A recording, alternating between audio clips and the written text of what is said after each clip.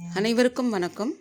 அறிவுரை என்பது சில சமயங்களில் அனுபவமிக்க பெரியோர்களிடமிருந்து நமக்கு கிடைக்கும் ஒரு விஷயமாகும், அல்லது மற்றவர்களின் வாழ்க்கையிலிருந்து நாம் தெரிந்து கொள்ள வேண்டிய விஷயமாகவும் இருக்கிறது.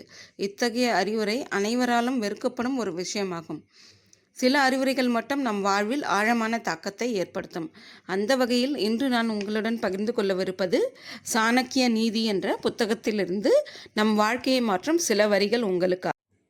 சாணக்கியர் மௌரிய சாம்ராஜ்யத்தின் முதன்மை ஆலோசகர், தந்திர நிபுணர் மற்றும் அர்த்த சாஸ்திரத்தின் ஆசிரியர். சாணக்கியர் கூறிய வாக்குகள் வாழ்க்கை நெறிமுறைகளாகவும் வெற்றிக்கான வழிகாட்டிகளாகவும் விளங்குகின்றன. அவர் கல்வியை பற்றி குறிப்பிடுகையில், கல்வி என்பது காமதேனுவை போன்றது. அந்நிய நிலத்திலும் அன்னையைப் போல் உன்னை பாதுகாக்கும். கற்றவன் எந்த ஒரு நெருக்கடியும் எதிர்கொள்ளும் திறன் பெற்றிருப்பான். கல்வி ஒரு இரகசிய கருவூலம் என கூறுகிறார். மனித வாழ்க்கையை வரையறுக்கும் அடிப்படை அளவுகோல் 5. முதலாவது, மனிதனின் வயது, தொழில், பணபலம், கல்வி நிலை மற்றும் மரணம்.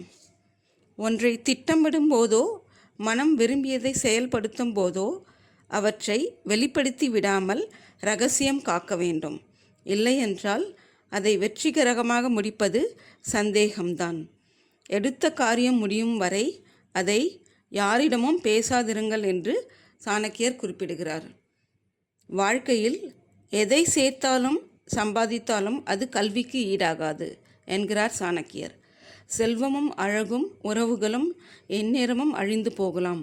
ஆனால் நாம் பெற்ற கல்வியும் அறிவும் சாகும் வரை நம்முடன் இருக்கும்.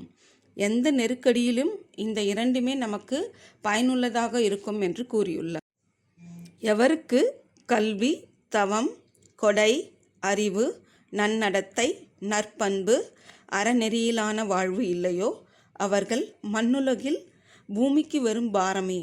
இவர்கள் மனித உருவத்தில் விலங்குகளாக தெரிகிறார்கள் என்று சாணக்கியர் கூறுகிறார்.